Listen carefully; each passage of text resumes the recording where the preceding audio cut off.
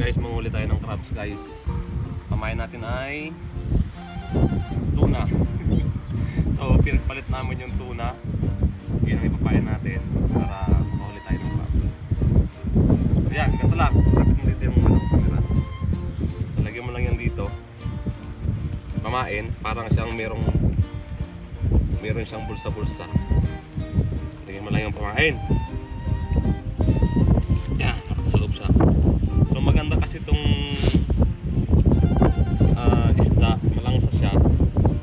So lalapitan siya ng mga crabs. Maganda kasi pag medyo maamoy yung pamain mo, para madali silang ma-attract na lumapit sa crab.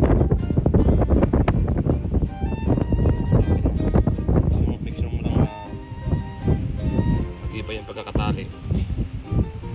Baka pag-agis mo wala na yung pamain. So ganito lang yan. O diba, ganyan, bilog. Ngayon, pag hinatak, lapag sa ilalim yan, lapad. Pag hinatak mo yan, naman, nag-ipitan mo yung mga crabs. Pag hinatak mo, sarado, dihulin ngayon yung crabs sa loob. Dahil patanga-tanga siya. So ganito lang, hagis mo lang yan.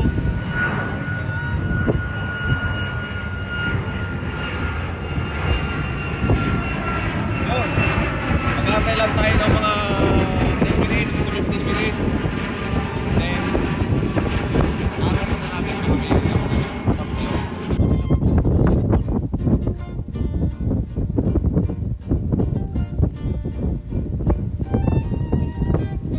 Bigat na, parang may labang tayo sa suka. Dami yun.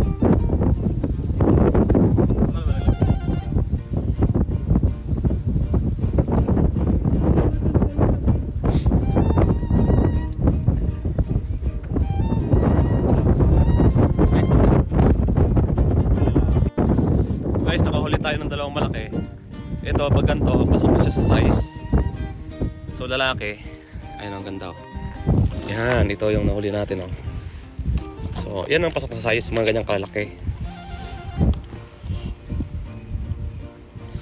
Yan, dalawa. So ayos na yan, pwede na yan.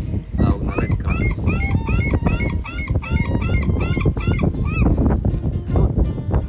Ano mo, malalamya yung katawan nila. Gano'ng kalaki yan, lalaki. So gagataan ka namin mamaya.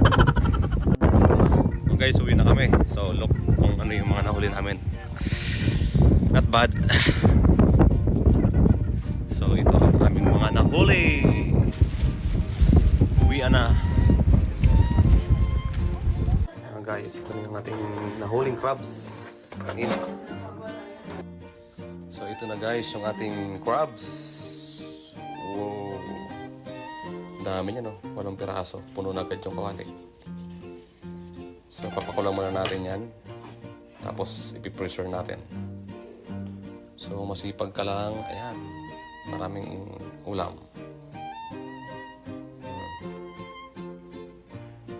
Yun lang. Salamat sa panonood.